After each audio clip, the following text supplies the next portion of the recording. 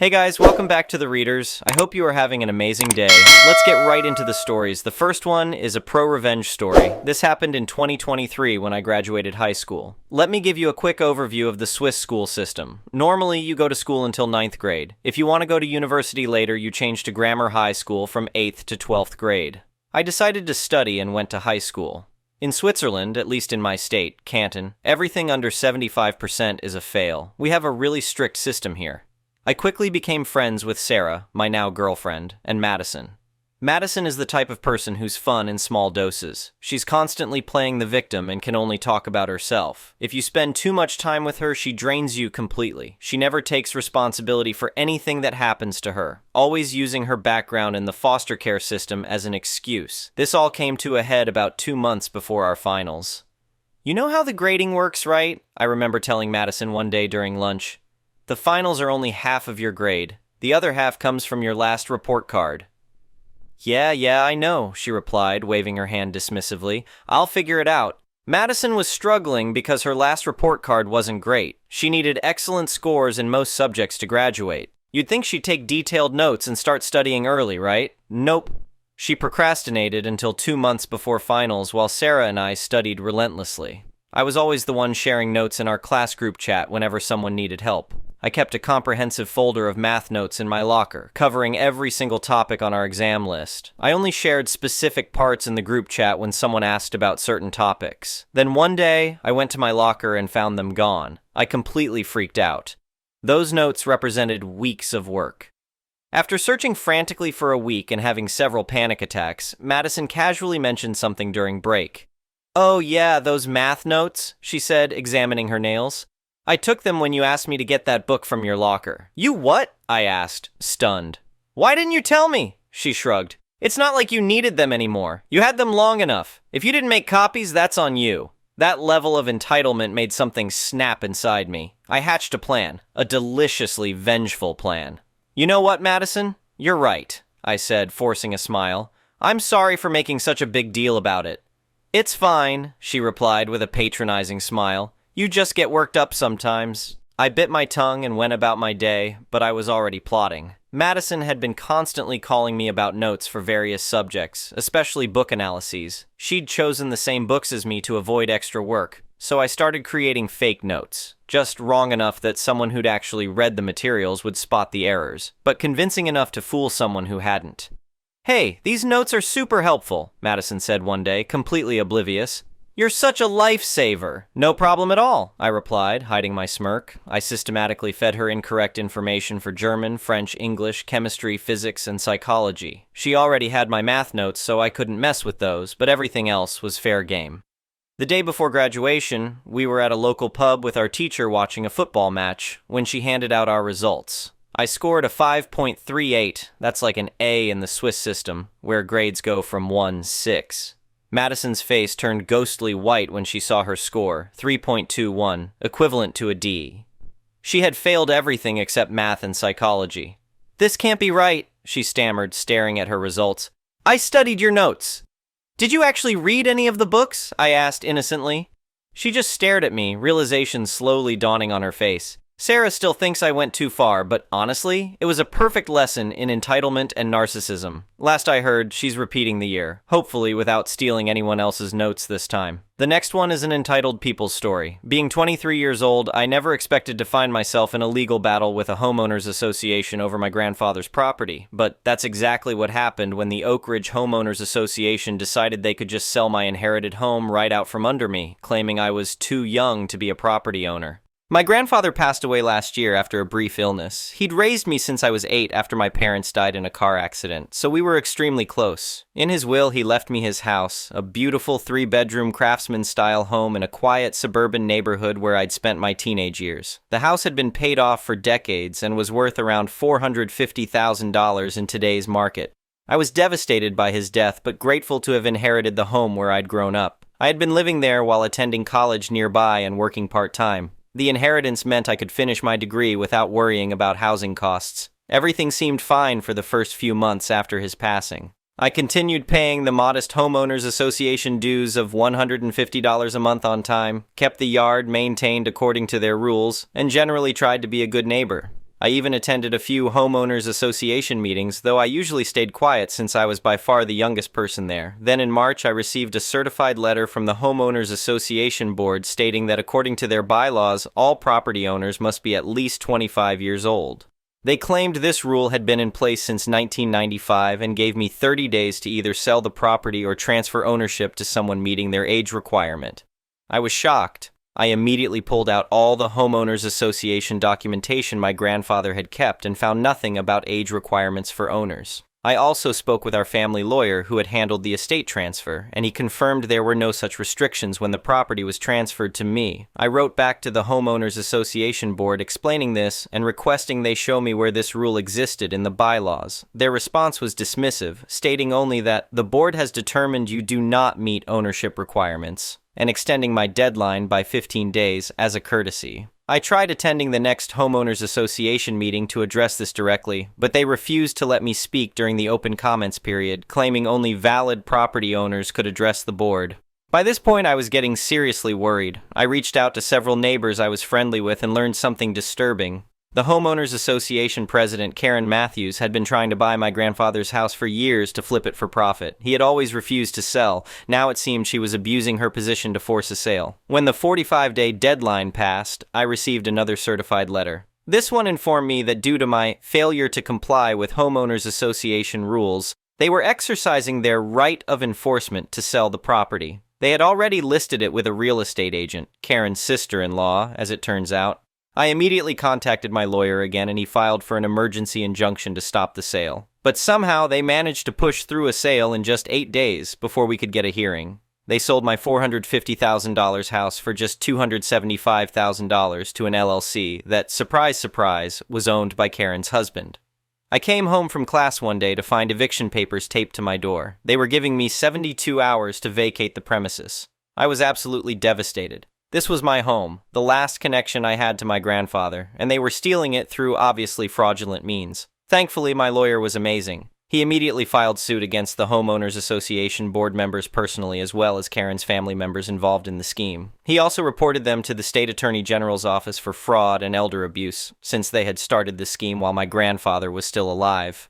The evidence of their corruption was overwhelming once we started digging. There was no age restriction in any version of the bylaws going back to the Homeowners Association's formation. Karen had sent multiple lowball offers to my grandfather in his final months. When he was clearly not competent to sell, the board vote authorizing the sale was done in an illegal closed session with no notice to other residents. The sale price was far below market value with no attempt to get competitive bids.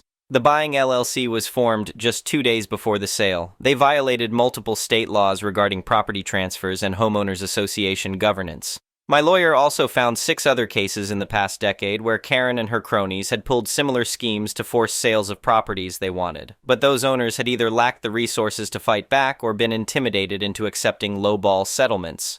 The judge was furious when he saw the evidence. He immediately voided the fraudulent sale and granted an injunction barring the Homeowners Association from taking any action regarding my property without court approval. But we weren't done fighting. We expanded our lawsuit to include civil RICO charges since this proved to be a pattern of organized criminal activity. My lawyer also brought in forensic accountants who discovered the Homeowners Association's reserve funds had been systematically looted through fake maintenance contracts with companies owned by board members' relatives.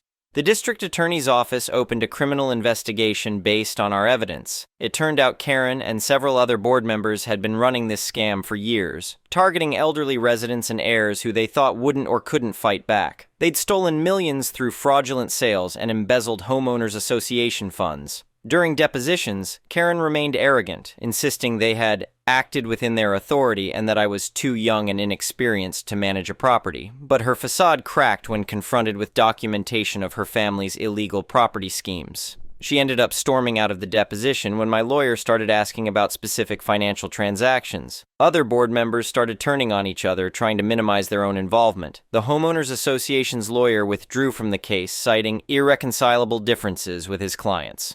3 board members approached us wanting to settle and provide testimony against Karen and her family. The community was in an uproar as details emerged. Several hundred current and former residents joined a class action lawsuit over misused homeowners association funds and fraudulent fees. Multiple families came forward with stories of being pressured to sell below market value under various bogus pretexts. "I can't believe they thought they could get away with this," my next-door neighbor Tom told me. "We all knew something fishy was going on with the board, but nobody realized how bad it was until you fought back." Things moved quickly after that. The DA's office indicted Karen, her husband, and 3 other board members on multiple felony counts, including fraud, embezzlement, conspiracy, and elder abuse. They faced up to 20 years in prison if convicted. Rather than risk trial, they agreed to plea deals requiring full restitution, hefty fines, and some jail time. Karen and her husband each got 3 years in state prison. The others got 18 months to 2 years depending on their level of involvement. My civil case settled for $1.2 million in damages plus my legal fees. The class action eventually paid out another $4.5 million to affected residents. The Homeowners Association's insurance covered some of it, but Karen and her co-conspirators had to liquidate multiple properties and assets to pay the rest. Most satisfying was watching Karen's husband's LLC forced to unwind their fraudulent purchase of my home and pay substantial damages for their attempted theft. The look on Karen's face when the judge ordered them to pay me triple the difference between their lowball purchase price and the actual market value was priceless. "I hope you're happy destroying people's lives," she spat at me outside the courtroom. "No, Karen, you destroyed your own life through greed and corruption," I replied calmly. "I just made sure justice was served." The Homeowners Association underwent a complete reorganization under court supervision. New bylaws were put in place requiring transparency, competitive bidding, and strict conflict of interest rules. An independent management company now handles daily operations. I still live in my grandfather's house and serve on the new Homeowners Association board, the youngest member ever elected.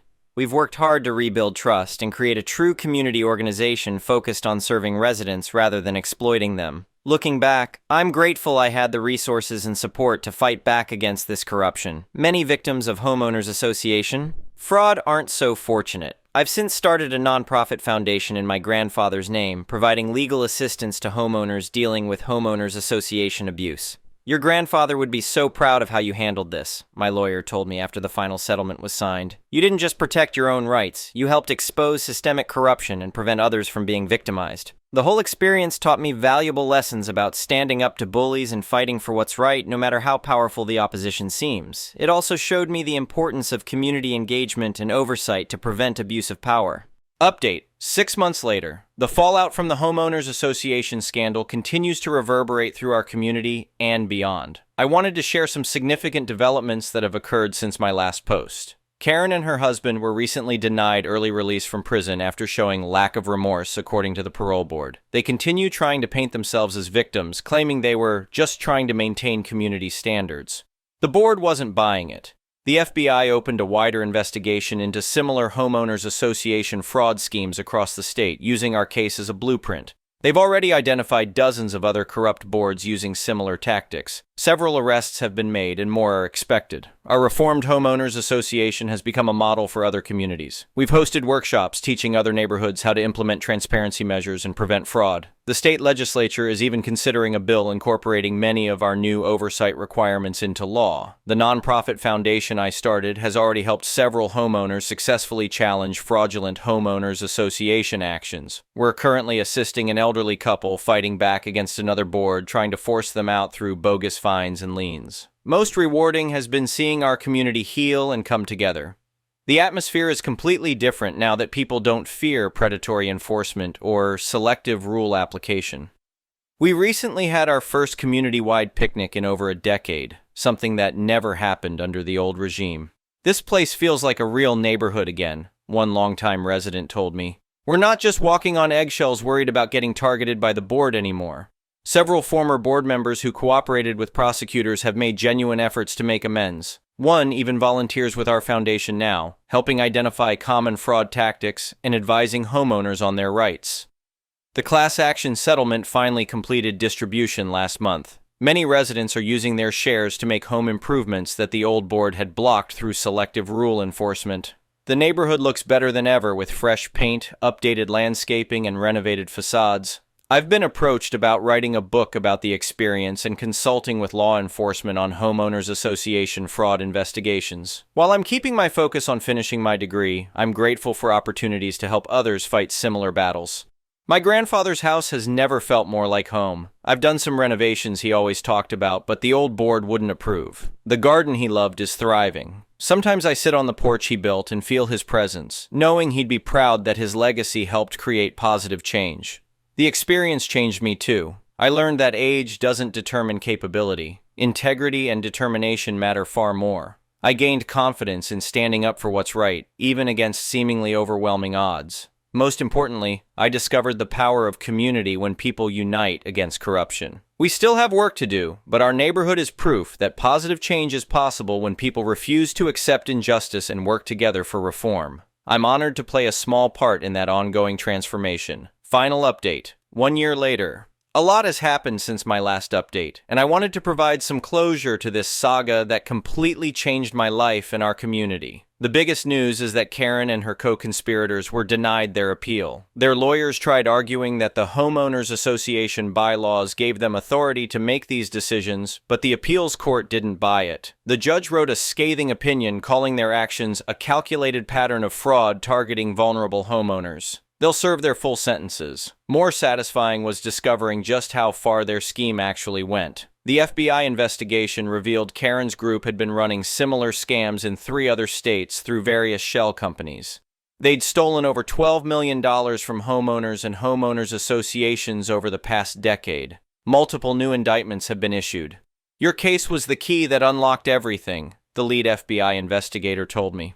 "Without your evidence and testimony, we might never have uncovered the full scope of their operation." The state legislature passed what they're calling the Homeowner Protection Act, directly inspired by our case. It implements strict oversight requirements for homeowners associations, including mandatory annual audits by independent firms, criminal background checks for board members, prohibition on board members or relatives doing business with the homeowners association, required competitive bidding for contracts over $5,000, new protections for homeowners fighting fraudulent actions, steep criminal penalties for homeowners association, fraud and embezzlement. I was invited to testify before the legislative committee and share our story. Several lawmakers were shocked by how easily Karen's group had manipulated homeowners association rules for personal gain. The bill passed with overwhelming bipartisan support. "This law will protect thousands of homeowners from similar schemes," the bill's sponsor told me after the signing ceremony. "You should be proud of turning your personal fight into positive change for others." Our foundation has expanded significantly, now operating in 12 states.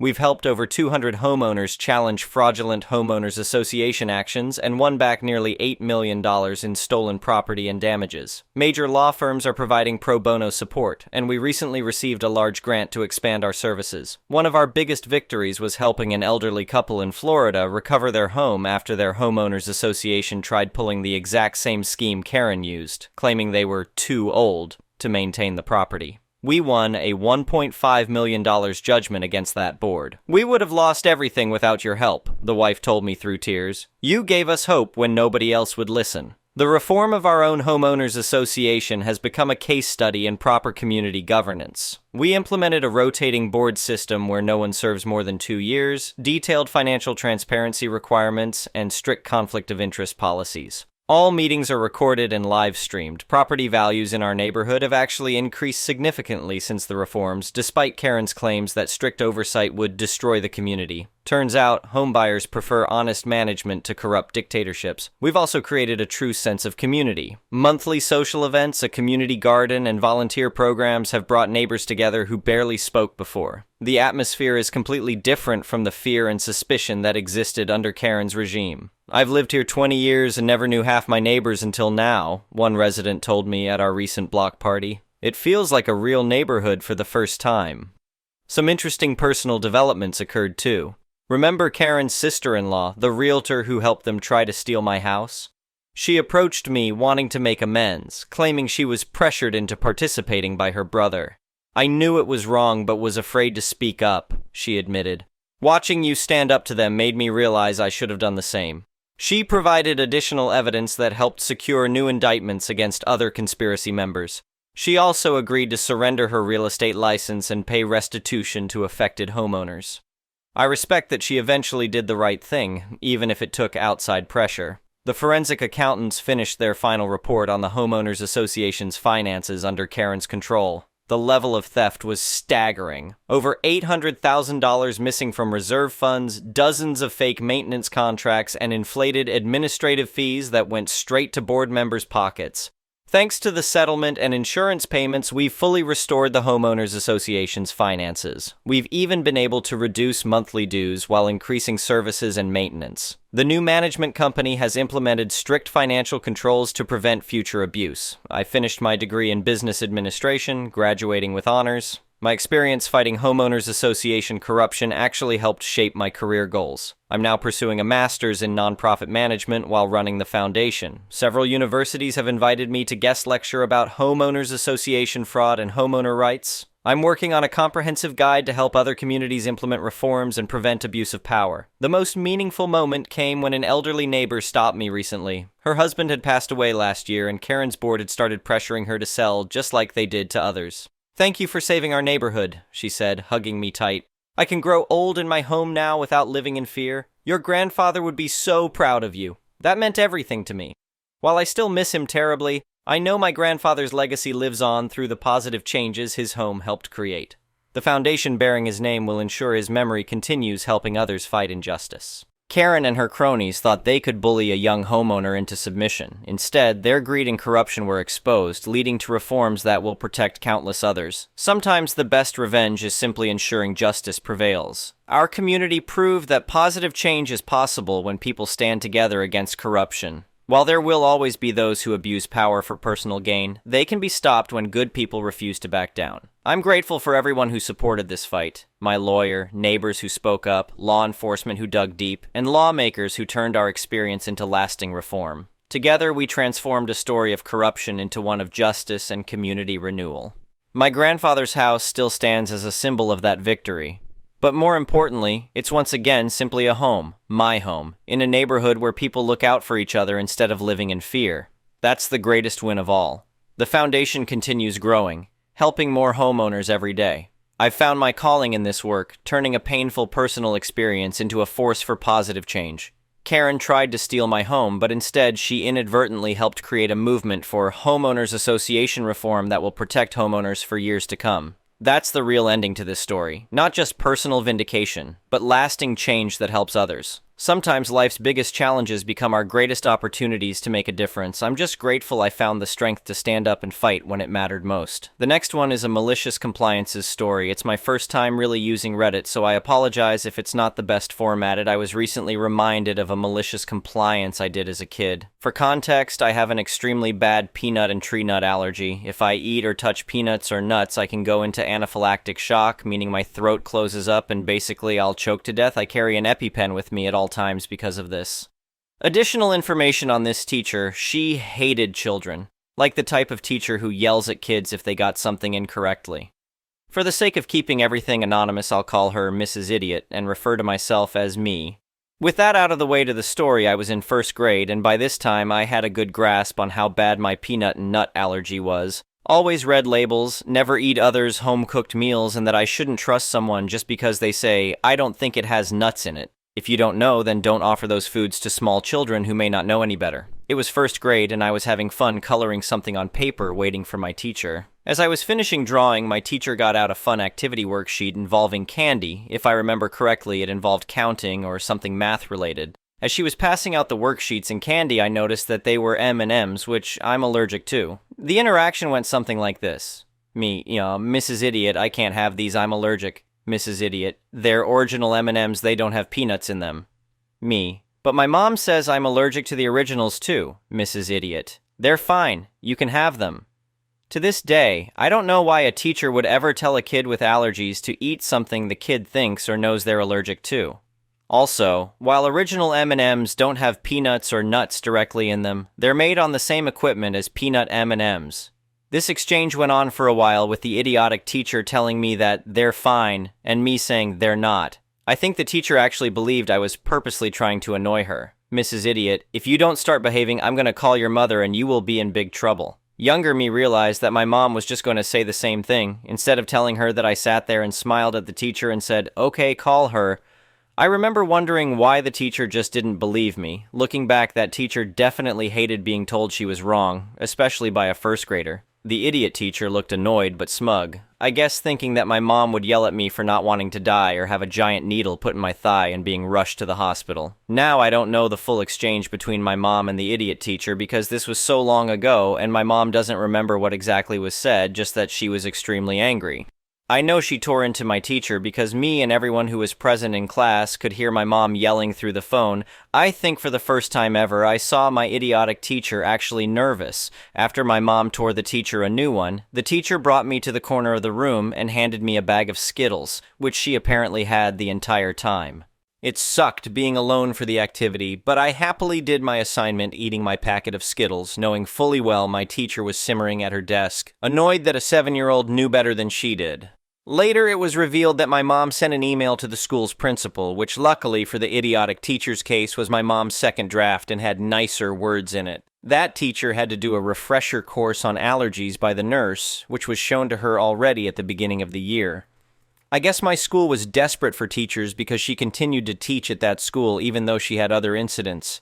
As much as I'd like to say I ate the M&Ms and watched as her career tanked, blowing up like a Thanksgiving Day parade balloon, I did not. As the wise Sid the Sloth said, "No thanks, I choose life." The next one is an entitled People's Story. This story happened many years ago when I was working with a renovation company. The company would buy very cheap homes, renovate them, and relist them for sale or rent them out. I guess you could call it a house-flipping company. It was a new company with 3 guys on the construction crew, including the owner who was also the property manager, and a girl who I only met once or twice that dealt with paperwork. It was a really fun job, especially for me, because I would do the general labor like tearing down walls and removing carpet. Anyways, on this one job site, we started on the house first and left the garage alone. This was a very poorly maintained property owned by a wealthy older man who was apparently incredibly overweight and in poor health. His girlfriend was a young foreign lady who loved the house and wanted to renovate it with the money the man would leave her, and his wife was a horrible lady who ended up taking the house and a lot of his savings, allegedly. The woman sold the property to my boss for a pretty low amount of money, and the girlfriend stopped by to look at the property when she saw the crew dropping off their tools. She went into the empty living room and cried.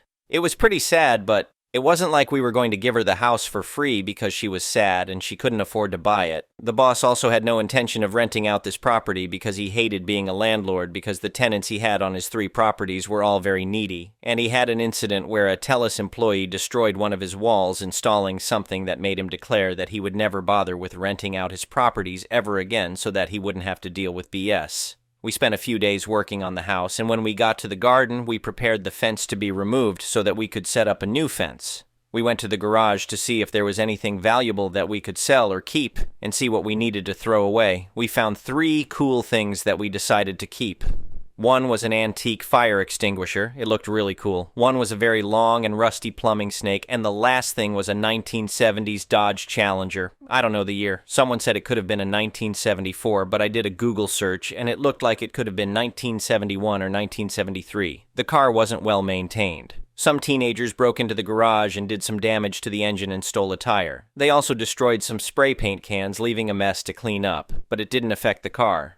Plus, the owner had no idea the car was there, and he had no idea where the key to it was. The plan was to scrap the car. We did take a door from it and gave it to someone who was friends with the owner that wanted it. Edit. It's possible the tire was missing before the teens showed up, but we think they took a tire, then came back to take something else and/or continue messing with the car. I didn't mention that the reason there was engine damage was because the car was pretty beat up in places, like it was smashed repeatedly with a hammer, which is where the damage to the engine came from. The boss knew it was teenagers because he saw them running away. The neighbor who appears in the next paragraph knew about the condition of the car, but he still wanted it. In fact, the condition was why he expected us to give it to him for free. The neighbor saw that we had opened the garage and decided to talk to us while we were sitting outside waiting for the boss to get back with some lunch for us. The neighbor seemed friendly until he brought up the car. He said that the neighbor had agreed to give him the car but passed away before he could, so we should give him the keys. We told him that we didn't have the keys and the man's face got dark. It looked like he was angry with us, but he smiled and tried to convince us to give him the keys, and we told him we didn't have them.